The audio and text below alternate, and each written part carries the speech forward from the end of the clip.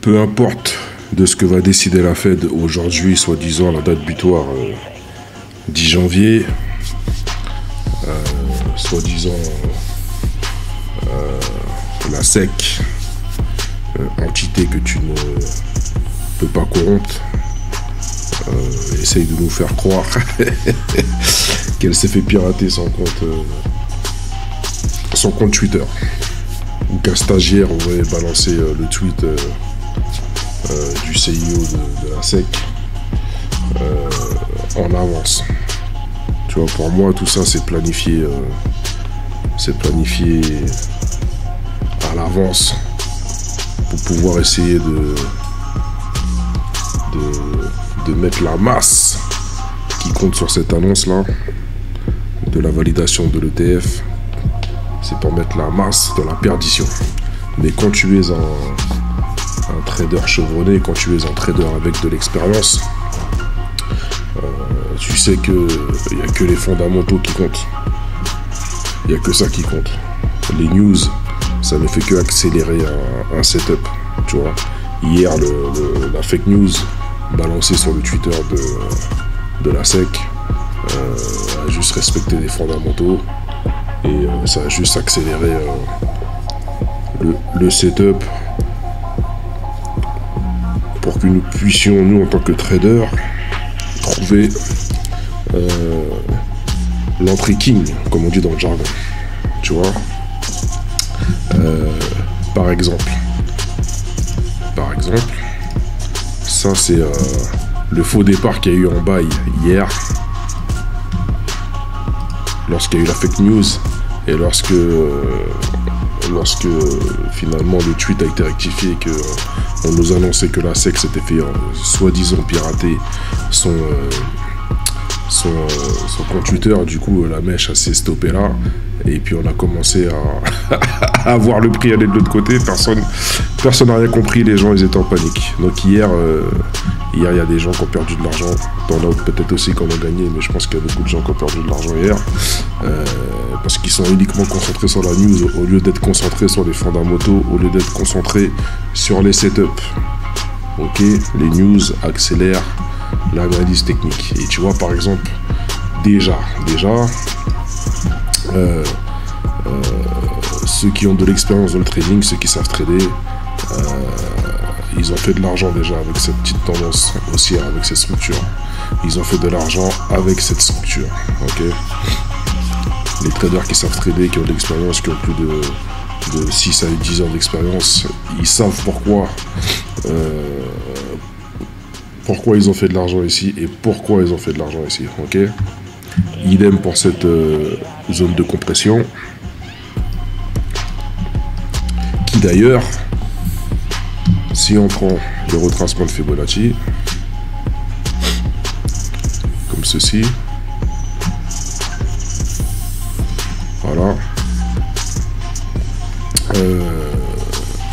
si on prend les retracements de Fibonacci, on sait très bien pourquoi le prix s'est arrêté ici, ok, parce que les niveaux à surveiller, on va dire les trois principaux niveaux de retracement de Fibonacci à surveiller, c'est le 38.2, le 50 et le 61.8. Et comme par hasard, après la fake news suivie de la vraie news, le prix s'est arrêté pile poil sur le niveau de Fibonacci 61.8. Et comme par hasard, ça correspond aussi à cette zone de résistance devenue support, la zone blanche. Ok. Et pareil, encore une autre chose fondamentale, c'est la trendline. Premier touch, deuxième touch, troisième touch. Comme par hasard, le prix s'arrête encore une fois sur la trendline, sur la résistance devenue support et sur le niveau de retracement de Fibo 61.8. Ok, donc les vrais traders ne se sont pas fait piéger. Et d'ailleurs, ceux qui utilisent comme moi l'oscillateur, d'une part ADX et l'oscillateur QQE, déjà l'ADX ici nous avait montré qu'elle allait avoir une chute là, déjà, avec le croisement de la ligne rouge et la ligne verte. Ok, déjà ça nous a lancé une petite baisse sur le prix du Bitcoin. Mais là, ici, même si quand on a eu la fake news, la bougie a commencé à partir à la hausse, l'oscillateur, lui, il n'a pas croisé ici à la hausse. Donc, de toutes les manières, il fallait attendre la clôture de cette bougie pour savoir si elle allait clôturer au-dessus de ce prix-là, ou si elle allait à l'inverse faire comme elle a fait exactement hier, aller chercher l'ancien support ou aller chercher un niveau de retracement de Fibonacci.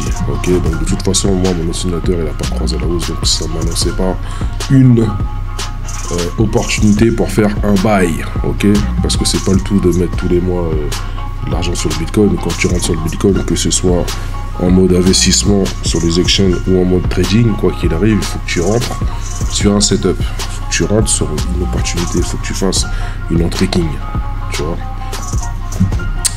Donc moi par exemple là, moi je sais que là je vois une forme harmonique, tu vois, je vais me mettre en M30, je vais me mettre en M30, ok, alors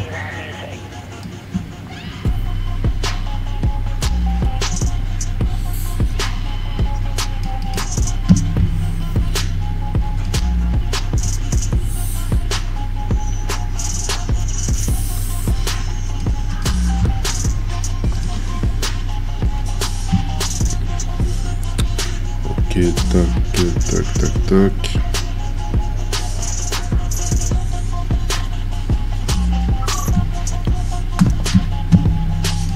Voilà, moi aussi je vois une forme harmonique.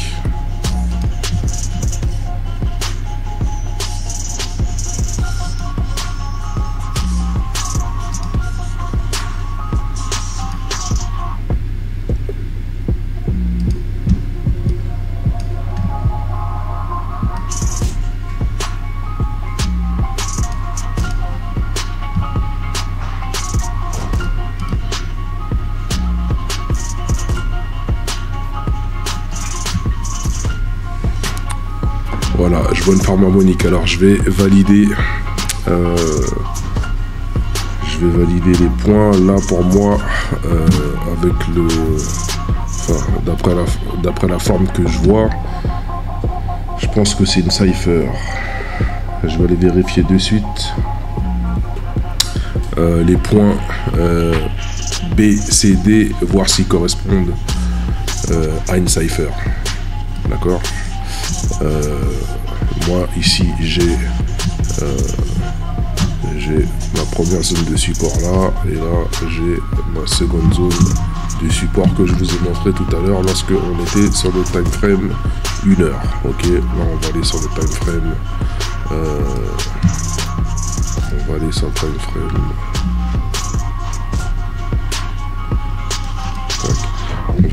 on va retourner sur le time frame 30 minutes, ok, pour avoir une meilleure lecture au niveau de la forme harmonique. Alors, pour moi c'est une cipher, ok, parce que j'ai l'habitude, je fais que ça toute la semaine, j'ai l'habitude de voir avec mes yeux les formes harmoniques, donc j'arrive plus ou moins à savoir si c'est une shark, une cipher, ou une Getterley ou une butterfly, ok. Moi, ma forme harmonique préférée, c'est la forme harmonique shark. Et ensuite la cipher. Alors, dans une forme harmonique cipher, pour vérifier le point B, on doit utiliser les retracements de Fibonacci en allant de X vers A, de first leg, la première jambe, ok, et voir si le prix ici correspond au niveau, voir si le prix se retourne entre le range ou sur le niveau de retracement de Fibonacci 38.2 et 61.8. Donc je prends mes retracements Fibonacci, je vais du point X au point A et j'ai bien le prix qui se retourne entre sur le 38.2 d'ailleurs, il se retourne sur le 38.2. Donc je peux valider mon point B de cette forme harmonique cipher. Ok, maintenant qu'on a validé le point B, on va aller voir comment on peut valider le point C. Si c'est toujours une forme harmonique cipher, pour valider le point C, il faut utiliser cette fois-ci les extensions de Fibo et on va aller du point X au point A, donc toujours la first leg, du point X au point A.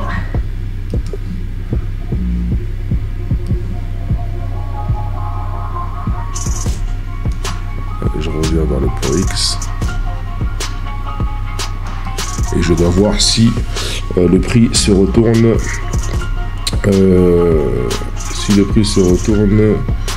sur le niveau d'extension de Fibo 127.2 ou 141.4 pardon. Et là on s'aperçoit que le prix ne touche pas le niveau 127 points, il touche que le 113 points. Donc ça veut dire que déjà, en ayant vérifié à la mano pour savoir si c'était une cipher, là on s'aperçoit que c'est pas une cipher, donc c'est peut-être une shark. Parce que dans la shark, on a exactement la même règle pour trouver le point B, et pour trouver le point C, dans une shark, il faut que le point C se retourne sur un niveau d'extension de Fibonacci de X vers A sur minimum le point 113.1. En fait, il faut vérifier le range 113.1 à 161.8.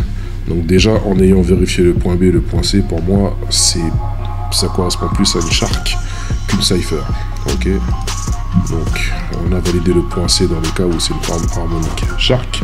Donc, si c'est une forme harmonique shark, on va vérifier le point D pour vérifier le point D d'une forme harmonique shark. Vous voyez, c'est pour ça qu'il faut toujours vérifier à la mano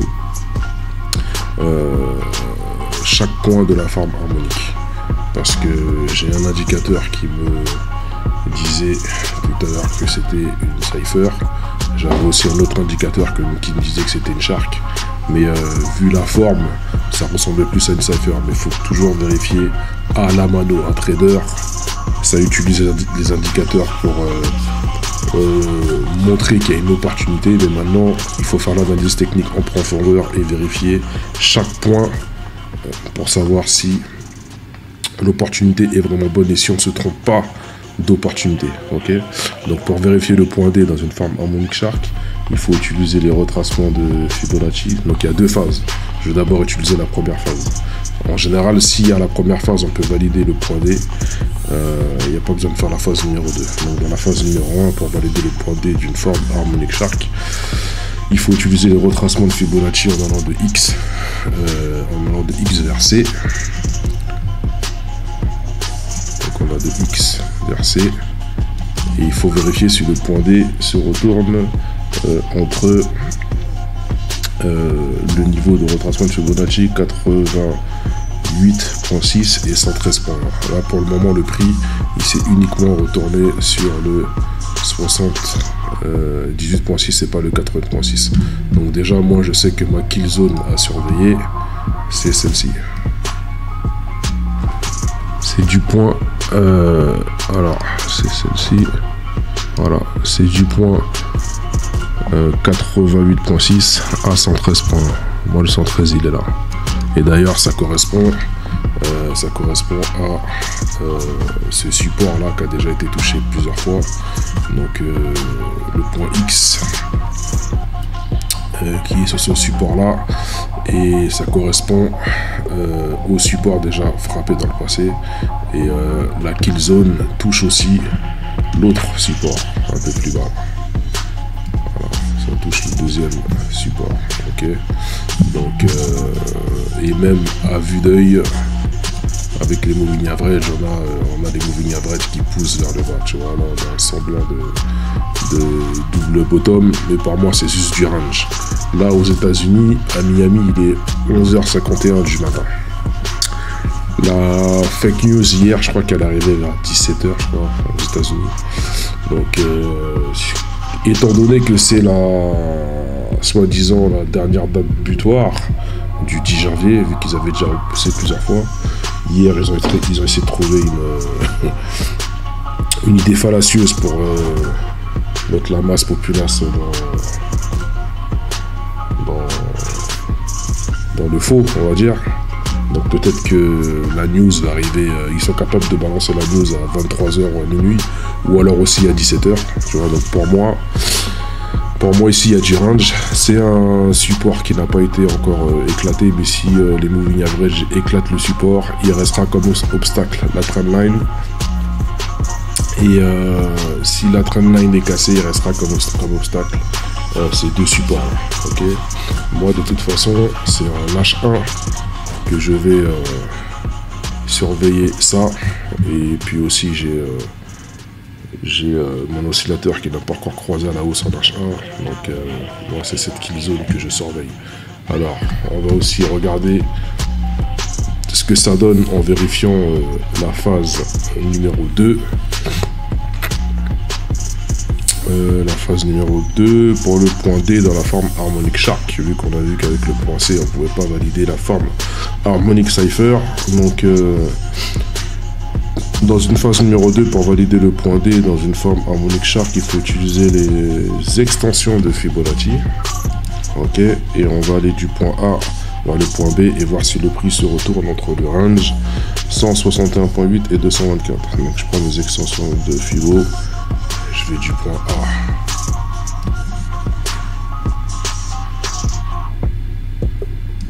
Là, le point B et je retourne vers le point A.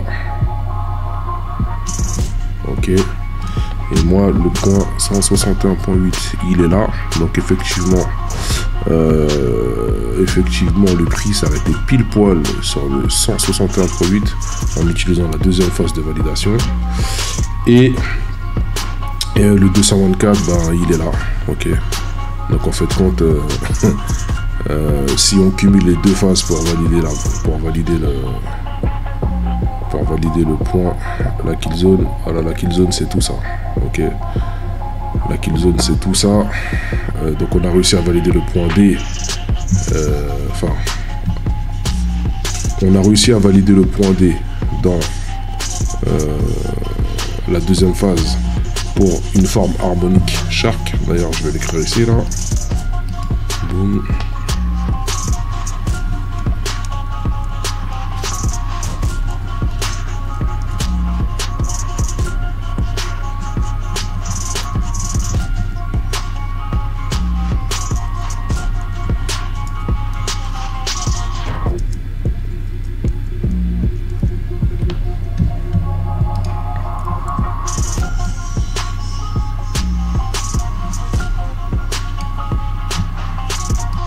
Voilà ce que je surveille sur le BTC, qui est l'annonce de la SEC ou pas. L'annonce de la SEC va faire que d'accélérer le setup, va faire que d'accélérer l'analyse technique. L'analyse fondamentale accélère l'analyse technique. Donc voilà, quand tu es un vrai trader qui a de l'expérience et qui maîtrise ses propres stratégies, il y a des millions de stratégies, chacun ses stratégies. Le tout c'est de les maîtriser.